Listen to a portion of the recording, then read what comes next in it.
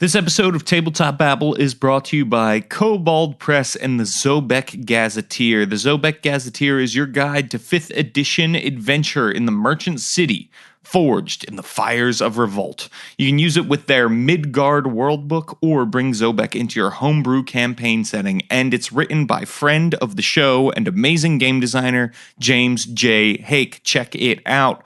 Zobek's districts and locations, including the famed Arcane Collegium and notorious Kobold Ghetto, will get your brain going for places of adventure that you can, again, drop into any campaign. That's what I love about this book. There's guilds, gangs, and gods, along with stat blocks for new NPCs to challenge or aid your players. There's a new Clockwork School of Magic and new magic items, including the Bag of Traps, the Chronomancer's Pocket Clock, and the Red Lady's Scalpel. Ooh. New player character backgrounds, mounts, and racial feats for humans and Gearforged are included. So you're going to want to check it out if you just got into an Eberron game, because Gearforged are kind of like Warforged. And there's so much more. Whether you're riding into the city via its Great Northern Road or creeping in through a smuggler's tunnel, Zobek awaits you. Head on over to koboldpress.com and pick up your copy today and tell them DSPN sent you.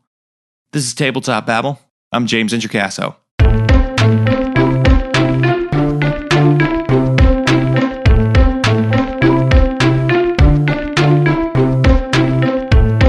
Today on the show, I'm talking to Emily Reinhart, who is the creator of Domina Magica. It's a magical girl role-playing game. Just what does that mean?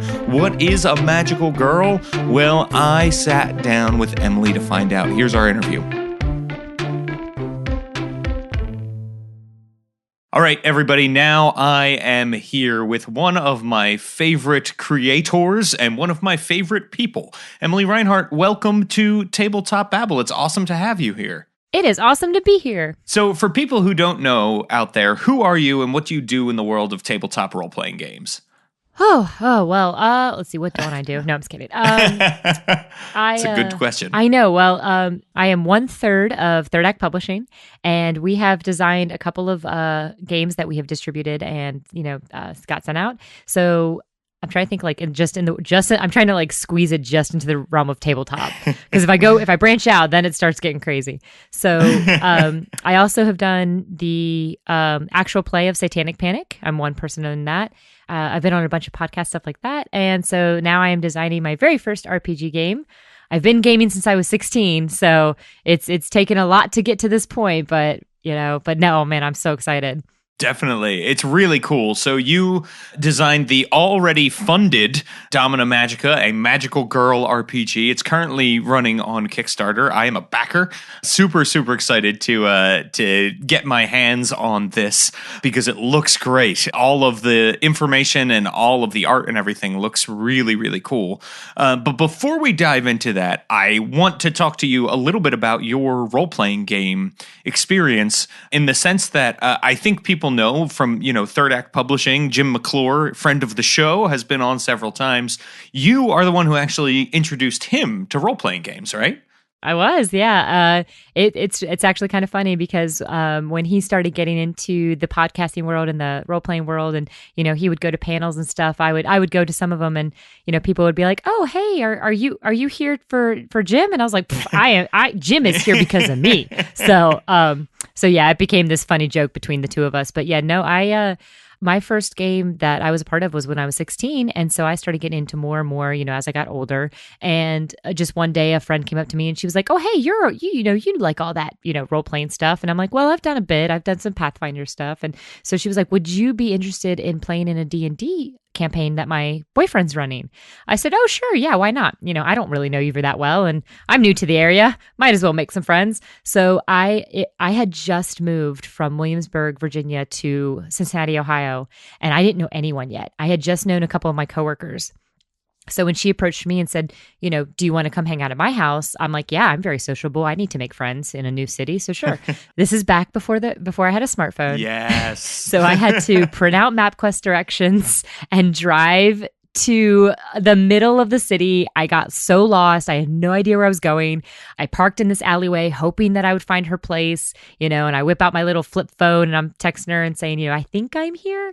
So I went in and it was just at the first, it was just me, her, and her boyfriend. And I was like, this is kind of awkward, but all right, let's get into it. So I rolled up my first character. She was a wizard. Oh, a magical girl, if you will.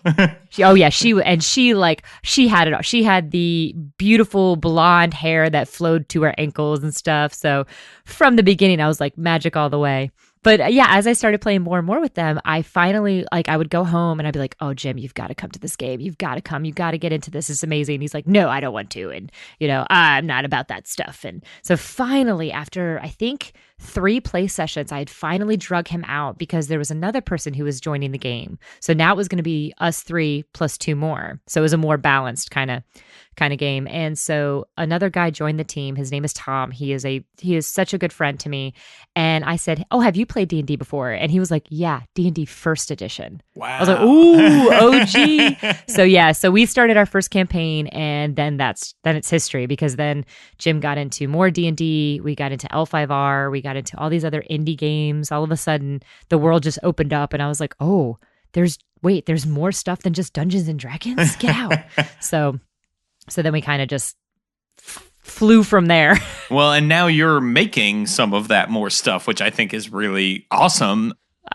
I still can't get used to it. People are like, hey, I'm like, oh, well, I'm not a creator. And they're like, well, you are now. Yeah. So you can't say that. That's right. You definitely cannot, because now you got to make a thing. Kickstarter backers are coming for you if you don't. It's funded. Oh, gosh, I need to make this game. I need to actually write it. That's right. That's right. I was like, can't it just stay like a pretty book with just a beautiful cover? No? Okay. So let's talk a bit about Domina Magica. I'm not familiar with the magical girl genre, or I should say, I thought I wasn't. Right? I don't really know.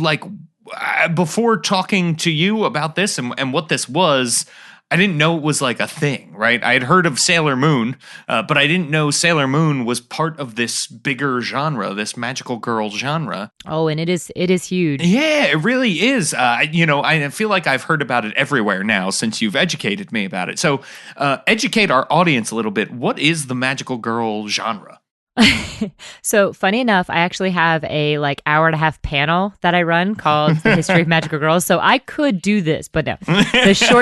So the real short history of magical girls is in Japan, because it is technically a subgenre of, the Japan anime and manga. But in Japan, back in the 1950s, that's how far we're going to go back, as the 1950s, at that point, Japan had kind of just one version of something called the witch, and that was kind of more like the bog hag, the real ugly woman with the elongated nose and stuff. And so they actually watched an Americanized show called Bewitched, and they saw that and were like, oh wait, witches can be beautiful and powerful and sexy and have magical powers still. So when they saw Bewitched, a lot of the influence in Japan kind of spread from there, and were like, we can do that. So a lot of historians kind of dispute over which one's the first magical girl, but I can say that one of them is something called Sally the Witch, and so she was one of the first.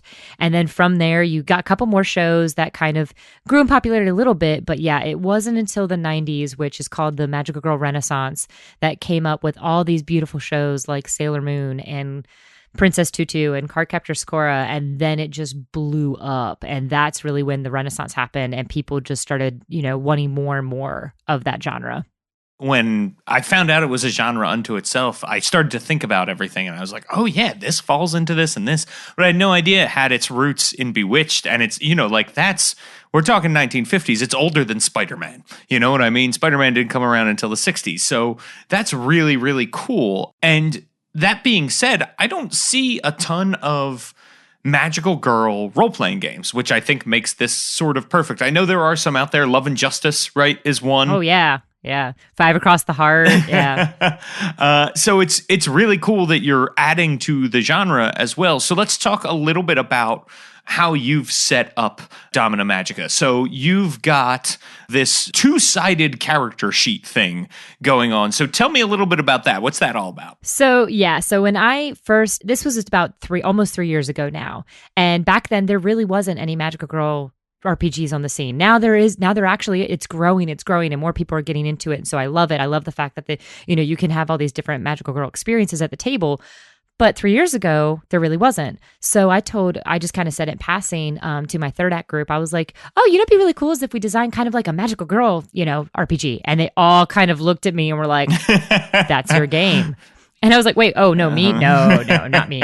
So then I started thinking, I was like, what would I want to do if I sat down at a table and played a Magical Girl game? And I said, well, I would want to transform. Obviously, everybody loves the transformation sequences and stuff. And that was the most iconic in the Magical Girl animes as a kid.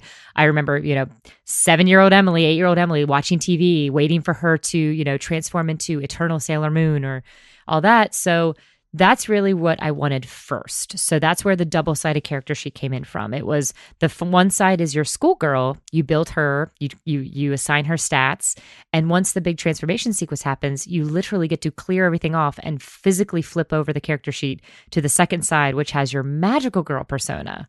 So I liked the physical tactile, because I'm a huge tactile kind of person. I love when you can touch things and roll dice and stuff like that. With all these really fun indie games that were coming up that were more about kind of expressing feeling and emotion, I still wanted that, but I wanted something you could still touch. I wanted dice. I wanted you to be able to roll and touch things. So the fact that you actually have to physically flip over your character sheet hit all the right buttons for me. That theme of transformation carries throughout the gameplay process, right? Because there's, I would say, your typical session or adventure or whatever you want to call it is sort of split into two halves, right? Yes, and sometimes they're not even. They're really not. Sometimes as I'm demoing this, a lot of people really like playing the role-playing part. So they'll role-play their schoolgirls all the way up, and then it's like, hey guys, you guys all have to beat your next game in 30 minutes. And so then we'll transform and fight the evil, and they don't really get to role-play their Magical Girl characters as much. But sometimes I have the exact opposite. I have, people who, it's more 50-50. It's they play their schoolgirl, we transform, they get to role-play their Magical Girl and have this big fight scene and play off of each other. So it's totally up to the players, but yeah, that transformation, it is very relevant in the game. And what happens in the first half when you're a schoolgirl sort of sets up the second half, right? So you and your players actually set up the scene and the tone of what I call your episode the very second you sit down. So when you sit down, the first thing you do is you actually are going to use a cootie catcher or fortune teller, yes, depending on what region you live in. So it's really funny because I do have a lot of male players, and I'm like, do you guys know what cootie catchers are? And they're like, it's that mystical thing that girls used to use in middle school to predict things, right? I'm like, yeah, kind of. So you build a cootie catcher together, and that sets your tone of your episode. It sets your theme, and it also sets what we call the hidden trial. So the outer side of the cootie catcher is kind of like, hey, what kind of episode are you guys looking to play? Are we doing steeped in tradition Japanese anime, or are we doing horribly dubbed by 4Kids anime that has come over to America? And so then they kind of set how old they are, what age, what grade they're in, what season it is, because it's very important in anime. The spring season with the cherry blossoms, or more of the fall season, just getting ready, to go into winter. So after they set all of that up, we go deeper inside the cootie catcher, and we build the characters. Now we build the name of your girl, who you are as a schoolgirl. And then in the very, very inside, which is going to be kept secret from the rest of the players, is your secret trial. So it's, what trial would your magical girl come into contact with, not your schoolgirl. This is not oh, my crush doesn't like me. This is more, oh, the dark evil has my best friend and is, brainwashing her or whatever. So that helps kind of set the tone. And then you build your girl in that world. Then it's, well, who are you as the girl? What's your name? What's your blood type? What's your likes, your dislikes? Blood type. And we kind of get deep. Yeah, that's important. So in Japanese culture, if you've ever read a Magical Girl manga, they kind of have throughout the manga, or sometimes in the beginning or sometimes at the end, they'll have kind of character bios, and the bios will always cover what their likes, what their dislikes are, what their blood type is. Wow. And I think that's really important. I think it's really important in the Eastern culture because it's similar to our zodiacs in the Western culture. Oh, so they kind of use blood type as kind of, you use that of like, your blood type will kind of describe what kind of person you are. Interesting. Oh, that's really cool. I wonder what an O positive is. That's what I am. That's what I am. And you know what? I really need to look that up because I have had people ask that question and I just don't know much about it yet. I know it's a huge iconic trope in the magical girl genre. I just haven't researched enough to, Sure. find out what each blood type represents. So that's going to be my next big my big adventure is to find out what those mean. That's really cool. It's an amazing thing to see these cultural things from other cultures represented like on a character sheet in a cool way like that. And it gives you more to explore. That's really, really cool. So you have all this information, and that's sort of how the game is played. And a cootie catcher is, that you described it as sort of a fortune teller, the thing that is in the beginning of the Community credits. If anybody's seen Community, that's what that thing is. That's perfect. Yeah, I totally forgot about that. So it sounds like you have a lot of unique mechanics then that serve the game. We had gone to Twitter before this to see what kind of questions people had. And Vegas Lancaster, who is a friend of the show and wanted to make his own magical girl RPG. And I was like, it's already being done. You still can do it though. Well, he wanted to make a lasers and feelings hack where you did magic or girl, and I told him that had also already been done. Oh yeah, Love and Justice is a great game. Yeah, definitely. And he was like, well, I guess I'll just play it. But he wanted to know, what sort of unique mechanics are you writing to serve the flavor of the game? It sounds like you've hit a lot of them already. Is there anything else we should hit? Yeah. Let's see. We've hit the double character sheet, the cookie catcher. Yes, there is something that we have developed called the Dark Energy Circle. Whoa. So I really like the Dark Energy Circle, and it's still evolving even to this day. We're still coming up with different ways that it can be used in the game, but as of right now, it sits in the middle of the table, even from the very beginning. The players' characters do not know they're magical girls yet. Cool. So that's going to happen. They are going to find the magical creature / book / wand / gemstone, and they are going to transform. While they're in schoolgirl mode, they are collecting something called heart shards, which I represent with Skittles. Nice. I don't know why, but it just makes sense to me. Or Red Hots. Red Hots are another good one. Oh, sure. Yeah. So their schoolgirl personas are going to be gathering these heart shards throughout the game. And how you do that is you either will succeed in your dice checks, or you will you're just role play into your girl. Like anybody who role plays, I like to reward that immediately. And if you make me laugh, or if you do something that's so your girl, it's like, oh yes, that's a heart shard for you. So they gain heart shards throughout the game. If they ever fail a roll, then they get to roll a single die onto the Dark Energy Circle. And what that does is it starts building the evil in the world. They feel cool. the dark energy start infecting their school and their world, and it starts building and building. Once they transform into their magical girls, they have to fight that map. So they have to now fight the evils in the world that they have helped build. Wow. And so it's really cool to confront the things where you're like, oh, that's right, I rolled that 6. So now that's 6 like little mini enemies that are running around and fighting the other girls and stuff like that. So I really like the Dark Energy Circle because it organically creates a different boss battle each session. Nice, yeah. A failed roll means so much more too, because you're like, oh no, I'm contributing to the evil, right? Like there's this cool thing that you're watching go on, which I think fits the genre really well too. Oh yeah. And if you fail as a magical girl, that activates the cootie catcher. So then all of a sudden a trial appears, and it could be something that you don't even know because another player might have picked it. So yeah, everything you do in your schoolgirl and before the game even begins will affect what your magical girl does. Don't go anywhere. There's more Tabletop Babble coming up. I'm Lisa Chen, and I host Behold Her, a monthly podcast that shines a spotlight on women in the world of tabletop games.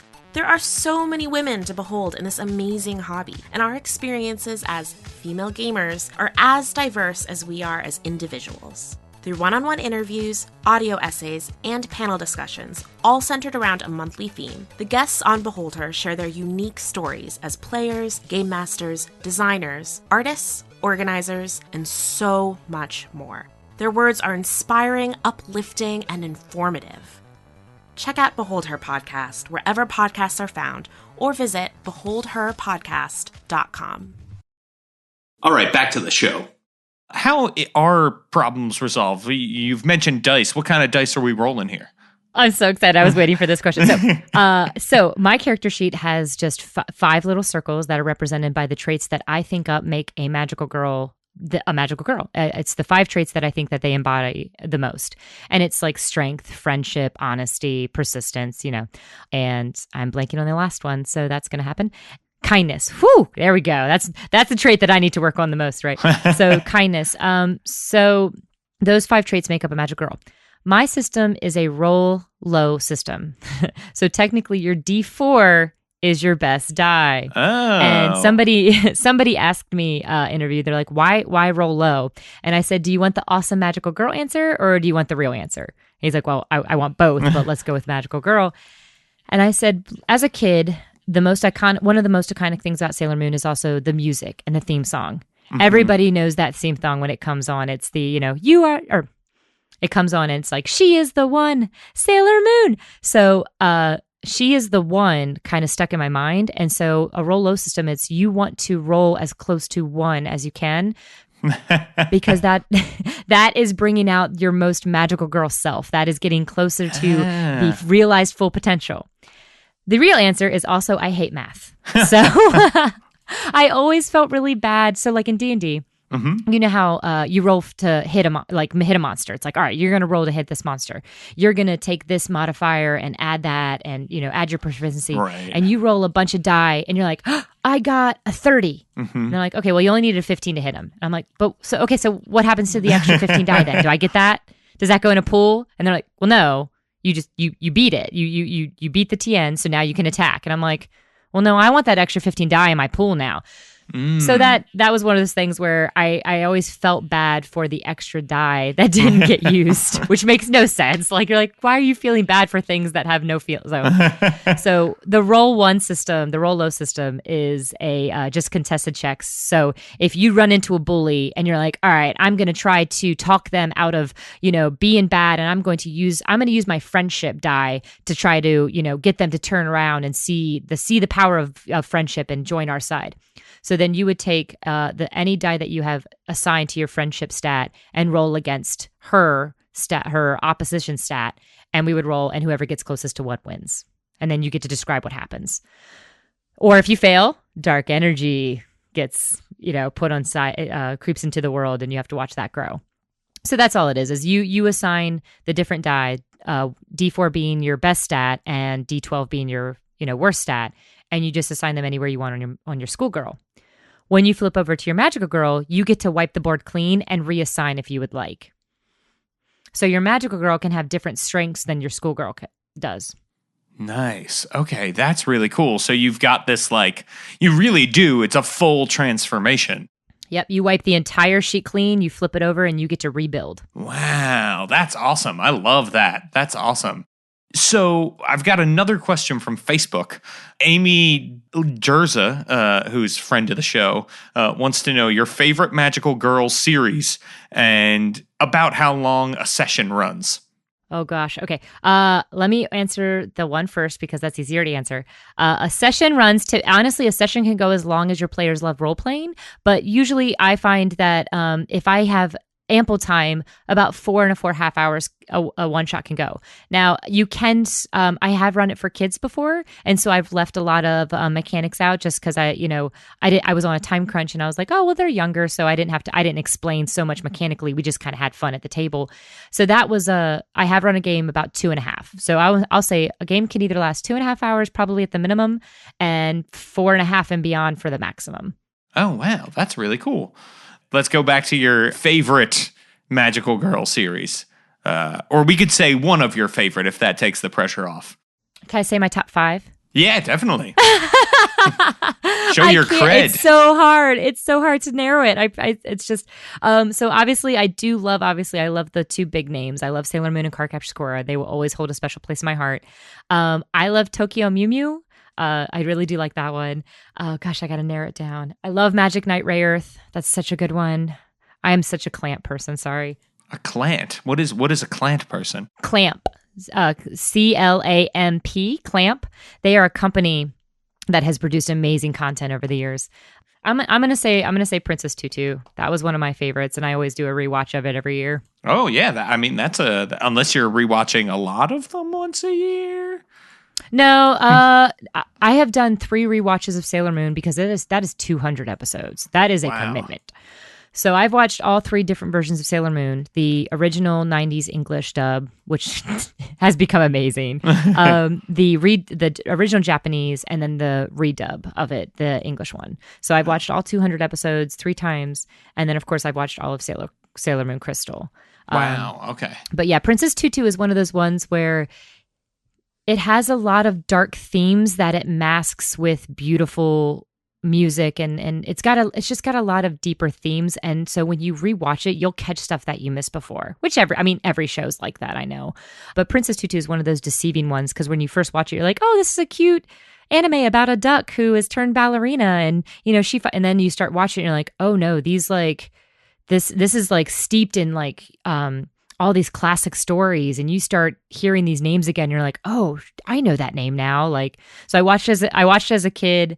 And then I watched it as a teen, and then as an adult, I kind of just, it's one of those ones where you just put it in the background and I'll just watch it to keep, to have something on. Wow. Can we go back to the duck thing for a second?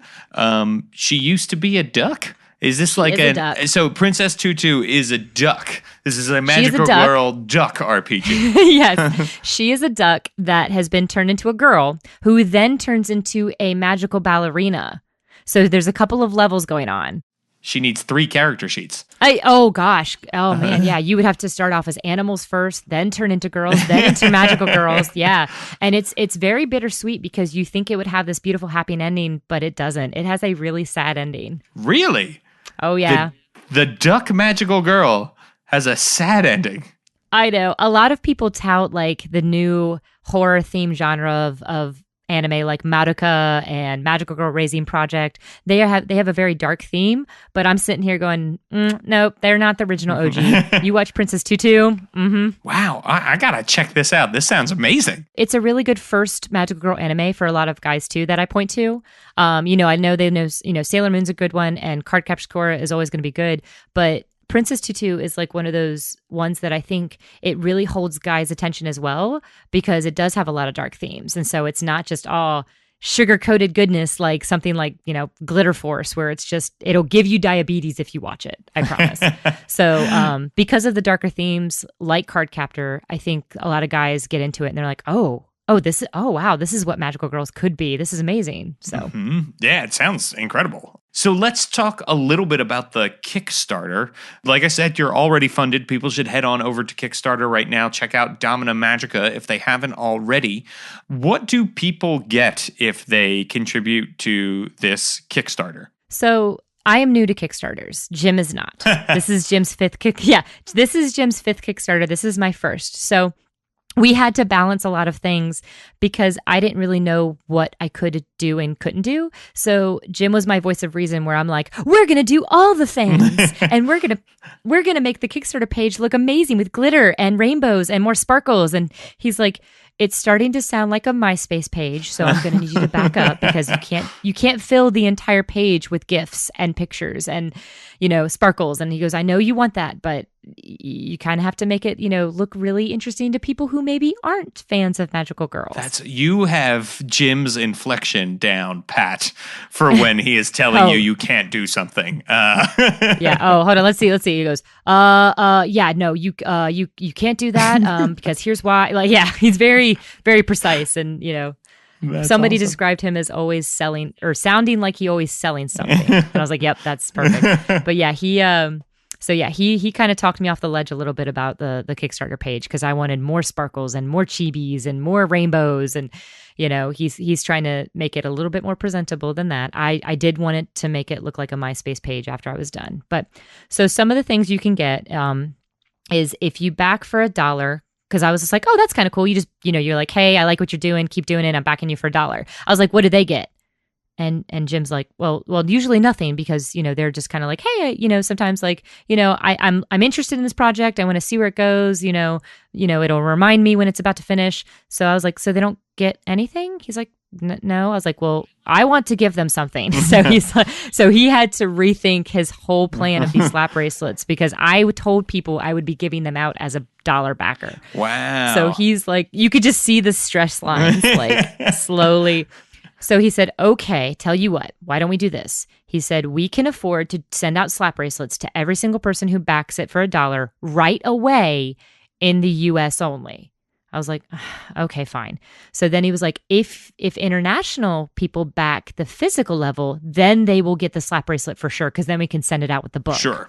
Yeah, that makes sense. So I was like, that sounds like a lot of international people, though, are kind of, getting the raw end of the deal. And he was like, shipping costs are shipping costs.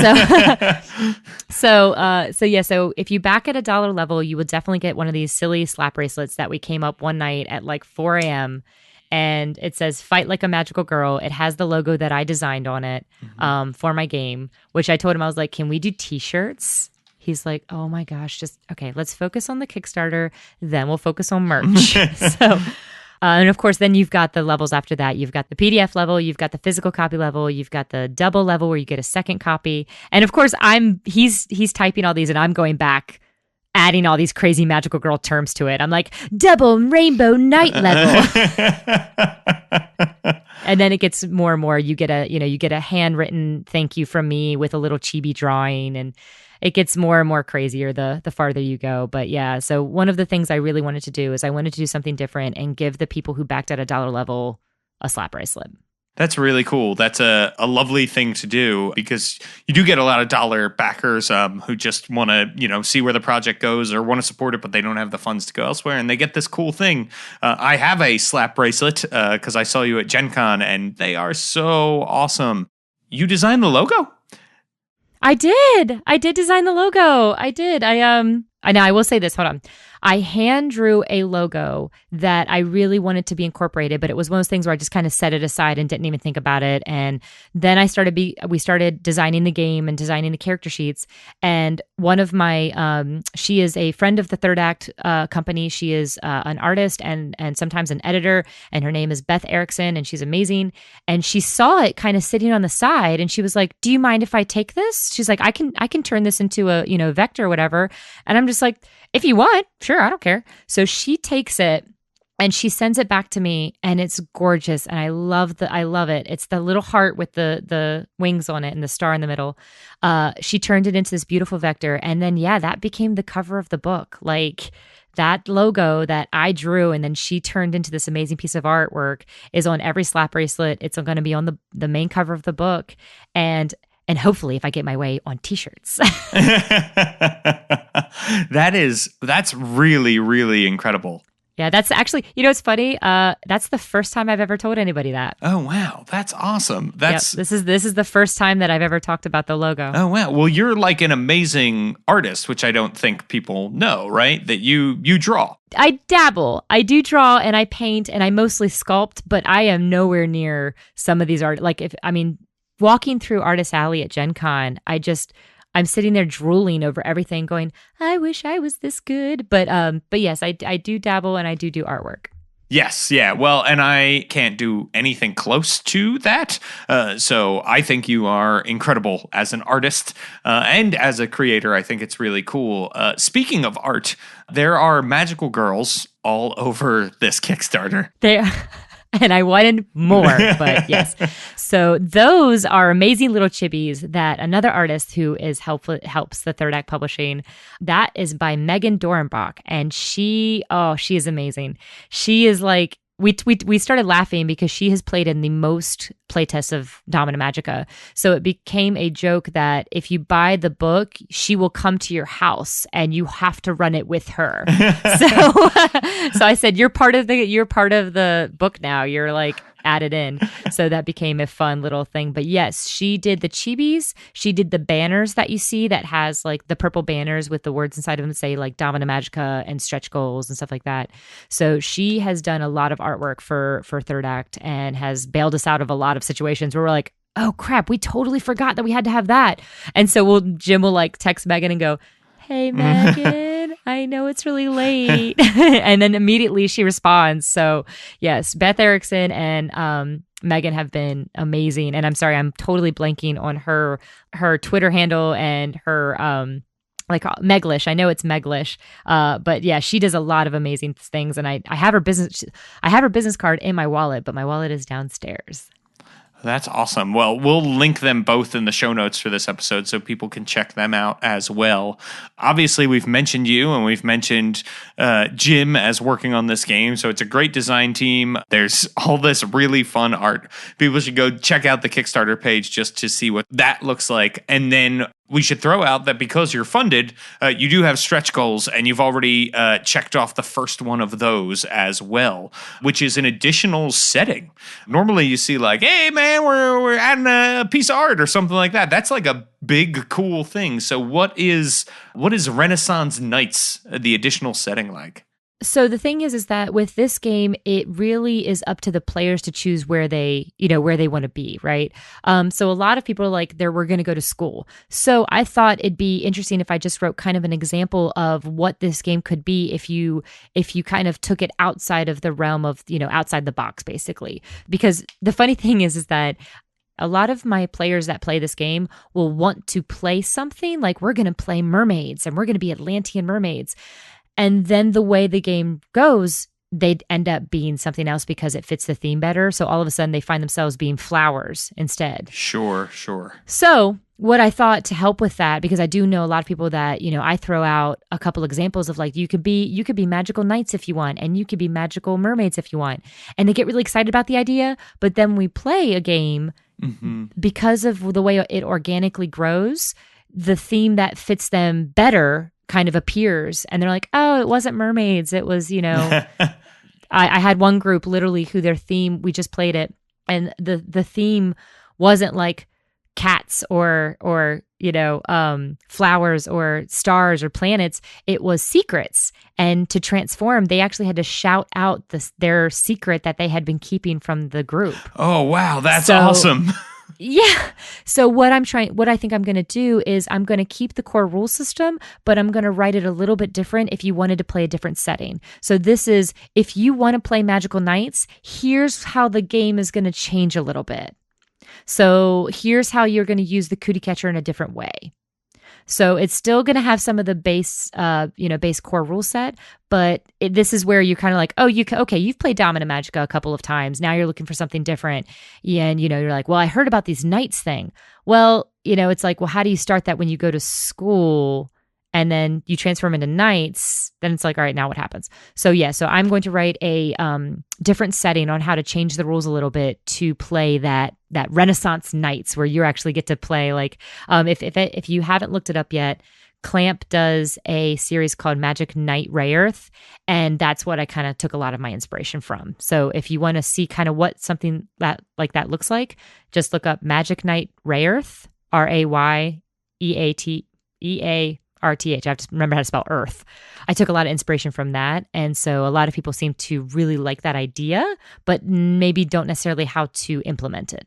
That's a great thing to have, especially because it sort of doubles the value of the product, You get multiple experiences out of it. Do you, is this the kind of thing where it's meant for one-shots, or is this the kind of thing that you could play a long-term campaign? Like, are there advancement mechanics and stuff like that in there? So going back to Emily wanting everything and Jim having to calm her down, when this game first started developing, I wanted it to have everything in it. I was like, let's put this in it, and magical girls have weapons, so it's going to have weapons, and we're going to put this. And Jim's like, it's a hot mess. Like, you have you have to figure out what you want this game to be and go through that. But I'm like, no, I want you to be able to play magical girls, but then I want you also to be able to play the magical companion that has a group of girls that she has to coach. And there was a whole mechanic that we had called the Deus Ex Luna, which was a dice mechanic where if you roll the D20, if you got a 1, then something awesome would happen. Like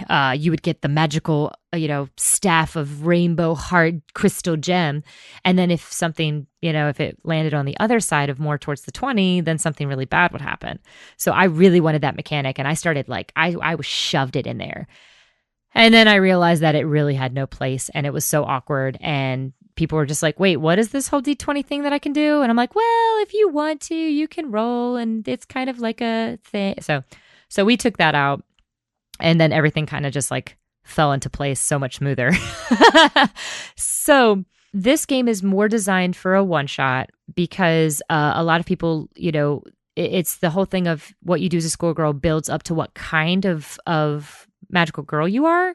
And that whole transformation sequence and that whole reveal of, oh gosh, I am a magical girl, that's part of it. So you probably could run a campaign, and I feel bad because a lot of my players, when they leave the table, they're like, what's our episode 2 going to look like? And, I can't wait to play this character again.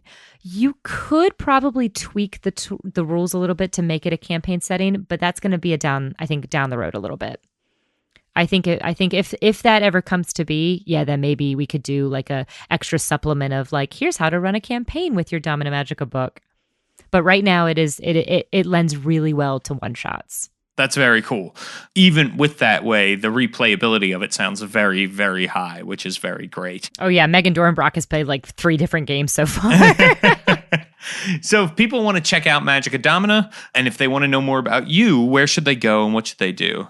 Okay, so obviously, Domina Magica is on Kickstarter right now, live, going. It's hitting stretch goals. It's gaining momentum. It's about to do a huge transformation sequence of itself. But my name is Emily. You can find me on Twitter at KickassEmily. I'm on Instagram at SupOnBatman. You can obviously find me on Facebook. And if you Google Domina Magica Kickstarter, it's the first thing that pops up, and my name is all over that. That is awesome. Well, people should definitely check you out and check out Third Act Publishing and the Magica Domina Kickstarter. We've got it all linked over at don'tsplitthepodcastnetwork.com. Emily Reinhart, thank you so much for joining me today on Tabletop Babble. Oh, thank you. And thanks for everybody for offering questions. Those were amazing. Tabletop Babble needs your help to grow. If you head on over to iTunes and leave us a review, it can help other people find us. Seriously. Even if you're not listening via an iTunes or Apple app, honestly, the podcatcher app you're using probably uses the iTunes algorithms to rate and recommend podcasts. So head on over to iTunes, create a free account, leave us a review, and if it's 5 stars, I will read it out loud on the show verbatim and credit the person who left it. That's right. You can make me say anything you want, just like Blue Line, who left a review entitled The Stars Align. So, star number 1. These are emoji stars whenever I say star. So, but it looks like they have given, Blue Line has given 5 stars here, and then they give a little description for why each star was earned. So, star number 1, James Introcaso has one of those voices that makes for easy listening. Yeah. Star number 2, he's humble for all he's accomplished in the role-playing world. Star number 3, he has some seriously incredible friends that come and chat with him. That is very, very true. Star number 4, the show provides a lot of practical information for creators and players. Star number 5, he is clearly a wizard of some repute, or Xanathar's goldfish, Silgar, or a dragon in Terabang. Well, I will tell you that it is one of those, or maybe 2 of those. Half dragon, half goldfish. Thank you so much, Blue Line, for this review. I really appreciate it. People, that is my last review here in America. So go ahead, leave us a review. Of course, I will be checking the other countries as I do here on Tabletop Babble as well. So if you're an international listener, guess what? You can still help contribute to people finding the show. Thank you so much for this review.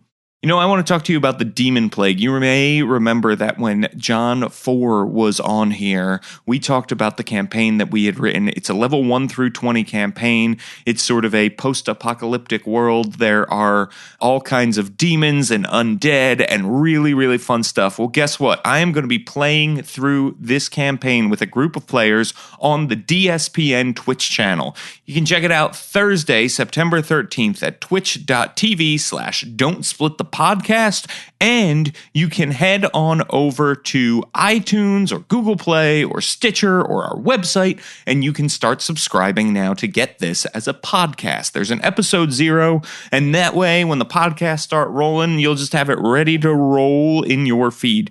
So head on over to your podcatcher of choice, hit subscribe, or you can hit subscribe on our YouTube channel, youtube.com/Don'tSplitThePodcast or twitch.tv/Don'tSplitThePodcast. Hit subscribe on all of them if you really want to support us. So check it out. There are going to be some amazing players. Rudy Basso, you all know and love him. Amazing co-owner of this network, creator of Have Spellbook Will Travel, the Game O'Clock podcast. He is amazing. Then we also have Lauren Urban joining us from the Dungeon Drunks podcast, an amazing GM and an amazing player. She is incredible. We have TK Johnson, who you may know from Hell's Bells. They play a paladin there named Gil, who is incredible. Really excited about playing with TK. We've been Twitter friends for a while, so now it's time to game. And finally, Robert Aducci will also be joining us. He is an incredible game designer, role player, all-around great guy, former Adventurers League admin, current DM's Guild adept. He's worked on Shadow the Demon Lord. He's worked on WotC products. He is amazing. And remember, if you want to follow me on Twitter, I'm at James Introcaso, and my blog is worldbuilderblog.com. You can check out a lot there, including the announcement of Burn Bright. Check that out. It's an original role-playing game that I worked on with Jim McClure, Kat Cole, Darcy Ross, and many, many others for Roll20. It's an exclusive science fantasy RPG just for that virtual tabletop. You're going to want to check it out. The playtest is starting soon.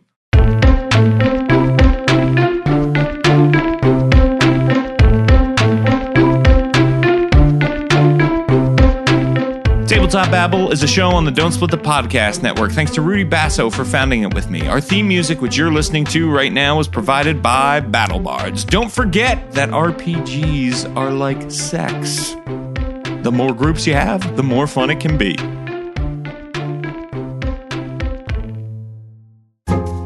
Hey there, listeners. It's Shane. And Ishan, your hosts from the Total Party Thrill podcast, the newest addition to the Don't Split the Podcast Network. We talk topics that help you, dear listener, create and play better RPG games. We have a back catalog of more than 150 weekly episodes. And we got nominated for an Emmy for episode 11, Social Contracts. In episode 154, we talked about crossing the moral event horizon. How evil is too evil? We also recap our home games, like the 40k Rogue Trader campaign, Dynasty Unwarranted. But that's mainly just you trying to kill us all. In your defense, our characters are greedy idiots. Don't forget the 3 years we spent in Eberron playing Morning Glory, your 5th edition D&D campaign. We also review new RPGs and books, and every episode we build a 5th edition D&D character in the Character Creation Forge. You might check out the Pint-Sized Punisher from episode 119, a halfling with a bad attitude, and 14 levels of Barbarian. So to recap, Total Party Thrill, RPG advice, campaign recaps, and D&D characters built by your dashing hosts every single week. What more could you possibly want? To get back to the actual show? Oh yeah, let me just hit this button, and here you go.